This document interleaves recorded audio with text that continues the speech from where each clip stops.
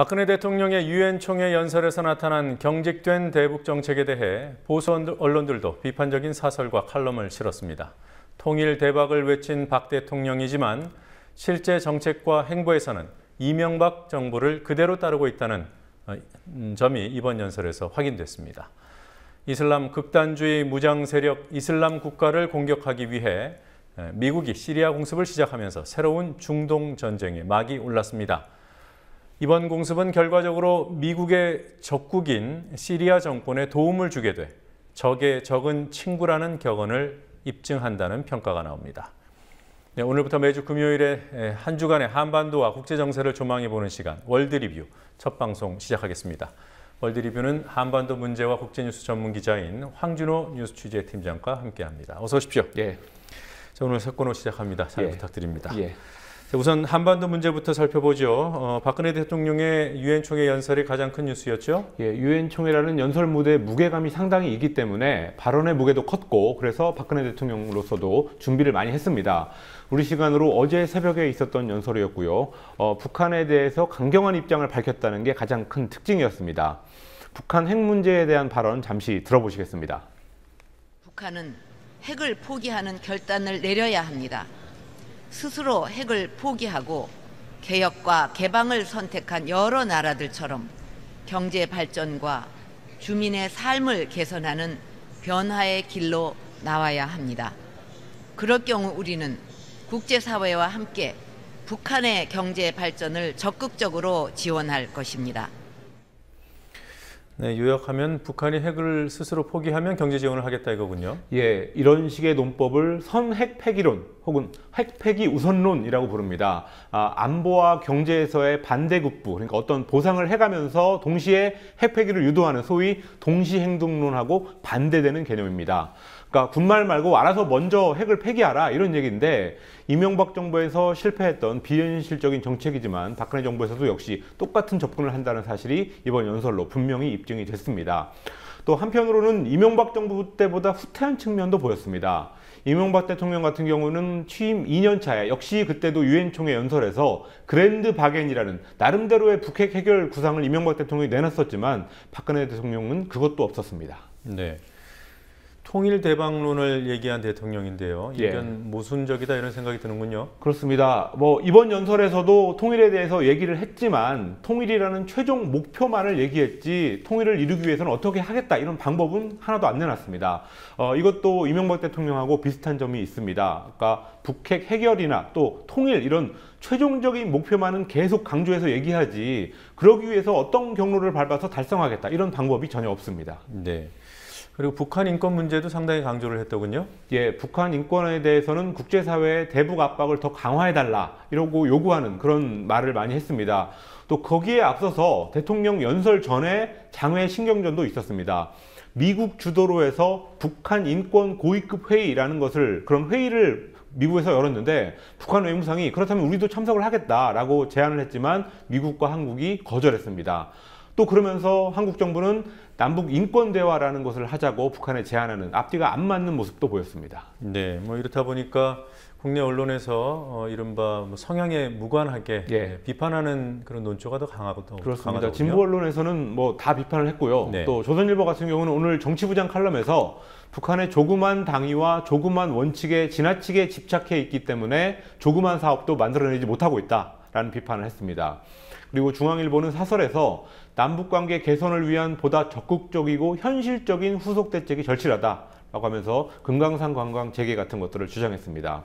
또 한편으로는 대표적인 친박 인사죠. 홍사덕 민족화해협력 범국민협의회 민화협 대표 상임의장의 경우는 어제 창립 기념행사에서 민족화해는 7년 동안 대흉년이었다 이런 말을 했다고 참석자들이 전하고 있습니다. 그러니까 이명박 박근혜 정부에서 남북관계를 못했다는 시인이었습니다. 네. 자, 국제 뉴스로 좀 시선을 돌려보도록 하죠. 예. 우리나라 언론에서 오랜만에 중동 문제가 신문 톱에 오르는 그런 경우가 됐는데요. 미국의 시리아 공습 소식이죠. 예, 조간신문을 기준으로 지난 수요일에 거의 모든 한국 신문들이 미국의 시리아 지역 공습 기사를 일면에다가 실었습니다. 새로운 차원의 중동 전쟁이 시작됐다. 이런 식의 제목들을 다들 뽑았습니다.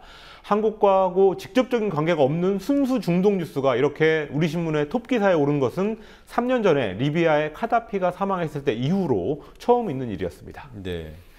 자, 순위파다, 그리고 극단주의다, 무장단체다, 이런 수식이 붙는 단체가 이슬람 국가 IS 아니겠습니까? 예. 네, 이에 대한 공습이 이제 시작된 건데요. 공습 상황 지금 어떻습니까? 예, 시리아 현지 시간으로 지난 23일 화요일 새벽에 공습이 시작됐습니다. 미국이 공습을 주도했고 아랍 5개국, 사우디, 리비아, 요르단, 바레인, 카타르, 아랍에미레이트 이렇게 친미 아랍 왕정 5개국들이 동참을 하면서 시리아 안에 있는 이슬람 국가 통치 지역의 지휘통제센터, 또 무기 병참기지, 훈련 병영시설 이런 곳들을 공습했습니다. 오늘 새벽에 4차 공습이 있었고요. 어제 3차 공습 그리고 오늘 4차 공습에서는 IS의 자금줄로 꼽히고 있는 석유시설들을 집중적으로 공격했습니다. 네. 인명피해 상황은 어떻습니까? 예, 4차례 공습으로 IS 조직원 수백 명이 사망한 것으로 현재 알려지고 있는데요. 영국에 본부를 두고 있는 시리아 인권관측소라는 단체는 민간인도 최소 수십 명이 희생됐다고 밝히고 있습니다. 그렇지만 미국 정부는 공식적으로 민간인 피해를 인정하지 않고 있습니다. 사실 미국은 어떤 전쟁, 어떤 전장에서나 명백한 근거가 있는 경우를 빼고는 자기들의 공격 때문에 민간인 피해를 받았다 이런 것을 인정하지 않고 있습니다. 네. 자, 이번 공습으로 미국이 중동에서의 새로운 차원의 중동 전쟁을 시작했다. 예. 뭐 이런 성격 규정이 있더군요. 어떤 의미로 해석하면 됩니까? 예, 첫 번째 의미는 미국이 어떤 특정 국가가 아니라 이슬람주의 단체를 겨냥해서 처음으로 전쟁에 나섰다는 점에서 그렇습니다. 미국이 중동에서 했던 1991년의 걸프 전쟁이라든지 또 2003년의 이라크 전쟁 이런 것들은 이라크라는 한 나라, 한 정부를 대상으로 한 전쟁이었습니다. 그렇지만 이번 시리아 지역 공습은 시리아 정부라든지 또 이라크 정부 이런 것을 상대로 한 게 아니라는 점에서 새로운 차원이라고 할 수 있겠습니다. 네, 시리아는 3년 반 동안 내전을 치렀죠. 예. 거기에도 영향을 미치지 않겠습니까? 예, 아무래도 그 부분이 새로운 차원의 중동 전쟁이라고 하는 두 번째 측면으로 보입니다. 시리아라고 하면 이란과 더불어서 이란, 시리아 이 두 나라는 중동에서 오래된 미국의 적대국입니다. 철천지 원수라고도 표현할 수 있을 정도로 아주 대립하는 적국입니다. 미국이 시리아에서 음으로 양으로 그동안 시리아 반군을 도왔던 이유가 바로 그것 때문이었습니다. 그런데 그 반군 세력 중에 하나였던 IS, 이슬람 국가를 미국이 이번에 공격하면서 미국이 적대시해왔던 이슬람 정부를 결국에는 도와주는 그런 모양새가 됐고요. 그런 점에서 시리아 내전이 다른 국면으로 접어들었다 이런 평가가 나오고 있습니다. 네. 우리하고도 관계가 있습니까? 예, 뭐 아직까지는 직접적인 관계는 없습니다. 그렇지만 미국의 아시아 회귀 정책, 그러니까 중국의 부상을 견제하기 위해서 미국이 아시아 동북아에다가 특히 신경을 많이 쓰겠다라는 정책이 어렵게 된 상황, 그러니까 다른 말로 해서 미국이 중동에서 다시 한번 발목을 잡히는 상황, 이런 것들이 우리한테 영향을 줄 걸로 보입니다. 오바마 정부가 그렇잖아도 북한 핵 문제에 관심을 거의 그동안 보이지 않았었는데 이렇게 중동 분쟁에 다시 한번 발을 깊숙이 들여놓게 되면서 이제 오바마 행정부의 남은 2년 몇 개월 동안, 2년 반이 조금 못 남았는데 그 기간 동안 북한 문제가 풀린다거나 아니면 한반도에 어떤 변화의 바람이 불 가능성은 거의 없어졌습니다. 네. 자, 그리고 월드리뷰 후반부에 국제 문제나 한반도 문제 다룬 좋은 칼럼 소개해 주신다고 했어요. 예. 오늘 어떤 칼럼들 가지고 오셨습니까? 예, 역시 방금 말씀드렸던 시리아 공습에 관한 두 가지 칼럼을 말씀드리겠습니다. 네. 영국 신문 인디펜던트의 로버트 피스크 그리고 패트릭 콕번이라는 두 사람의 언론이 쓴 두 편의 논평입니다.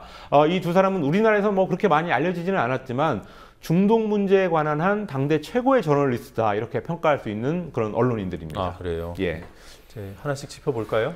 예, 로버트 피스크가 23일 공습을 전후로 해서 썼던 칼럼입니다. 제목이 시리아 공습. 미국의 이슬람 국가 공격은 시리아 아사드 대통령 정권의 목숨을 구할 것 같다라는 제목입니다.